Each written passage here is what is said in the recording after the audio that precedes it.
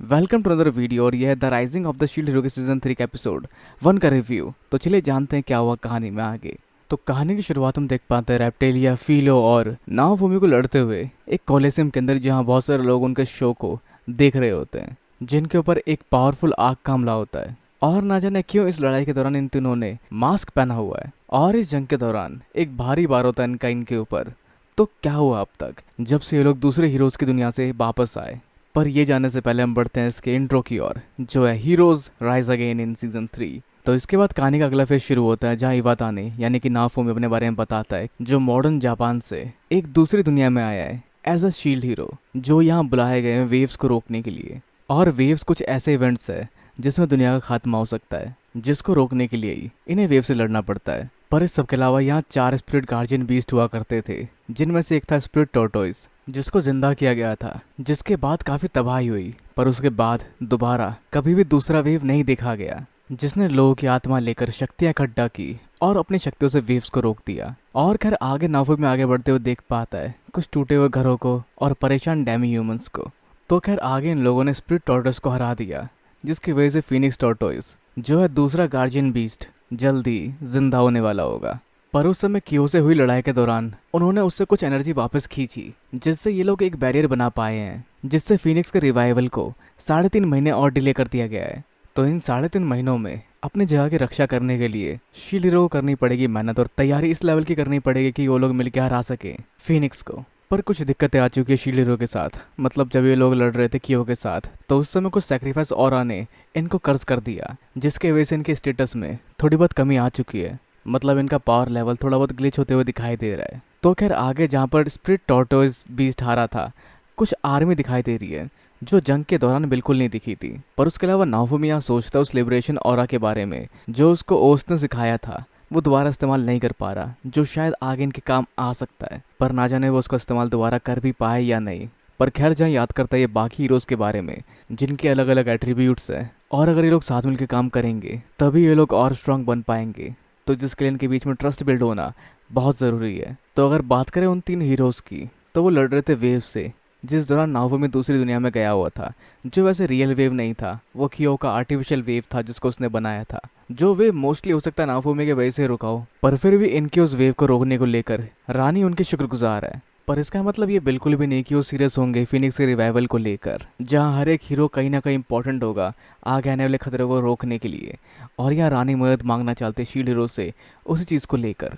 तो आगे इनकी बात होती है फोवेरी की, जो स्प्रिट टॉर्टोस वाली जगह पर इकट्ठा हुआ है, जो इस किंगडम से बिल्कुल नहीं है। पर वो सब एक पॉलिटिकल मुद्दा है, जहाँ वो रात बचाव के लिए आए हैं, उनका कोई खास कंसर्न नहीं है जगह को लेकर। तो उन दोनों की मीटिंग के दौरान बाकी उनके साथी बाहर बैठे होते हैं, जिनसे मिलने आते हैं मेल्टी। पर वहाँ मौजूद कुछ सिपाही उन्हें नफरत भरी नज़र से देख रहे थे, जिस पर मेल्टी उन्हें समझाती कि अब नज़रिया काफ़ी तक बदलने की बात चल रही है। अब ये किंगडम 3 नहीं 4 हीरोज़ को पूछता है, पर कभी भी हर कोई पूरी तरह से नहीं बदल सकता।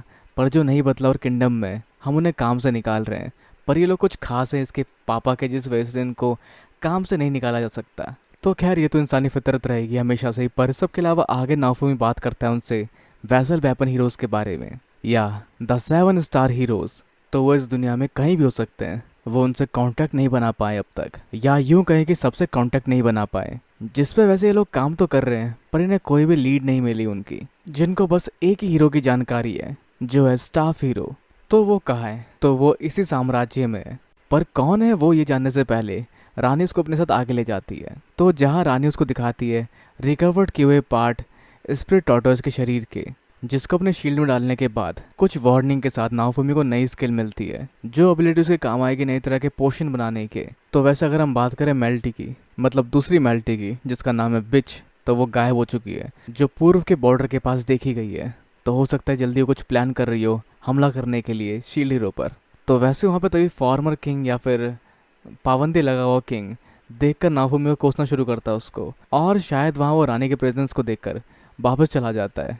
तो वैसे यही राजा है वो द स्टाफ हीरो। तो इस सब के बाद हम बढ़ते हैं आगे उन चचा के पास, जो कि औजार बनाते हैं, जो मिलते हैं नाओफूमी और उसकी टीम से, जो जान पाते हैं उसकी अब तक की जद्दोजहद के बारे में, जो उसको पकड़ाता है अपने कपड़े जो कि उसने पिछली दुनिया में इकट्ठा किए थे, जो वैसे यहाँ काम नहीं कर रहे। तो ये चाहता है कि इक्विपमेंट और कपड़े दोबारा वो यहाँ यूज़ लायक बना सके, वो भी सस्ते में।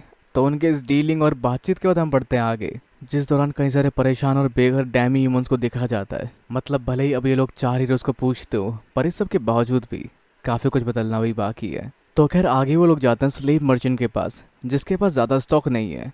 क्यों? क्योंकि एक कानून के वजह से जब शील्ड हीरो ने चाहा था कि विलेजर्स जो कि खोए हुए हैं, बिखरे हुए हैं लुरोलोना विलेज से, वो वापस अपनी जगह पहुंच सके। जिस वजह से ऐसा हुआ, जो नाफोमी ने अपनी जगह को बेहतर करने के लिए किया था, पर जिसको जानकर अमीर लोग या फिर जिसके होने के अंदेशा से अमीर लोग और पैसे वाले लोगों ने सारे स्लेब्स को पहले से एडवांस में खरीद कर इस जगह से बाहर कहीं और बेच दिया। तो जहाँ उन सबको वापस खरीदने की डील पूछता है वो इससे, जो कहता है इस बार ये 30 गोल्ड कॉइन्स का हर एक स्लेब इनको मिलेगा, जहाँ रैप्टिलिया का लास्ट प्राइस था 30 सिल्वर कॉइन्स, और अब ये प्राइस 100 गुना बढ़ चुका है। तो जिसके बारे में और जानने के लिए नाफुमी यहाँ मौजूद बाकी स्लेब्स को खरीद लेता है। तो खैर उसको बाकी डैमेज ह्यूमंस जहाँ से रैप्टिलिया उस जगह की खरीदने के लिए जाना पड़ेगा ज़ेल्टोबल में। तो अपने सारे नए खरीदे स्लेब्स की जिम्मेदारी वो छोड़ता है एक्लेयर और मेल्टी के ऊपर और बढ़ता है ज़ेल्टोबल की ओर, जो वैसे एक लंबी दूरी होती है जिस दौरान बीच बीच में रुक कर वो अपने सामान बेचता है और थोड़ा बहुत आराम भी करता है। और ये सब करते हुए एक बड़ी दूरी तय कर वो पहुंचते हैं ज़ेल्टोबल की ओर और बढ़ते हैं उस मर्चेंट के बताई हुई जगह की ओर, जहाँ पे मिलता है मर्चेंट दोबारा, या उसके ये मामा होते हैं या चाचा होते हैं जो पहचान जाते हैं इन लोगों को, जो दोनों बिल्कुल काफी हद तक सेम दिखते हैं। जहाँ वो उनको गाइड करता है एक सीक्रेट पैसेज का रास्ता, जो जाके मिलता है एक अंडरग्राउंड ऑक्शन की तरफ, जहाँ वो चीज़ें बिकती है जो बाहर बेचनी अलाउड नहीं है, और साथ ही वो सब स्लेव्स भी जो मेलरो मैर्क में नहीं बिक सकती। तो जहाँ आगे आते एक डैमी ह्यूमन ल्यूरोलोना विलेज से, पर वो वहाँ से नहीं होती जिसकी झूठ को भाप लेती है रैप्टिलिया, जिसकी बोली लगनी शुरू होती है 60 से, और ये समझाता है इनको कि तुमने देखो क्या किया, तुम भलाई करने निकले थे लेकिन उसके बावजूद भी चीज़ें पहले जैसी ही हो रही है, और अब भी कुछ नहीं बदला क्योंकि बिजनेस में कुछ भी कैसे भी हो सकता है। तो खैर जहाँ बोली 60 से बढ़कर 100 तक पहुँच जाती है और ये बिकती है 100 में, जिसको एक चचा खरीदते हैं और ना जाने क्या करेंगे उसके साथ। पर खैर आगे तो भले ही वो लियो रोलोना विलेज से ना हो, पर उस ब्रांड की वैल्यू काफ़ी ज़्यादा जो शील्डरों ने क्रिएट कर दी है, जिस वजह से उस नाम से बिकने वाली चीज़ें या डैमी ह्यूमंस एक उम्दा दाम में यहाँ बेचे जा रहे हैं। अब तुम्हें भले ये चीज़ें सच ना लग रही हो, पर ये सच है। ऐसा होना नामुमकिन बिल्कुल नहीं है, पैसा कुछ भी मुमकिन कर सकता है। तो ये तो उस विलेज से नहीं थी, पर खबर है कि उस विलेज से कोई और ज़रूर है यहाँ पर। तो कितने पैसे हैं इसके पास, क्योंकि लास्ट टाइम इसने सारे स्लेब्स खरीदे थे इसके भांजे से या भतीजे से, तो जिससे अंदाज़न इसके पास सिर्फ 50 गोल्ड कॉइन्स होंगे। जहाँ अगर इसने उस स्लेब्स को ना खरीदे होते जो इसके विलेज के ना थे, तो शायद ये पैसे बचा लेता, पर ये शायद अभी मुमकिन नहीं है। इसे चाहिए होंगे और भी पैसे अपने गाँव के स्लेब को दोबारा खरीदने के लिए।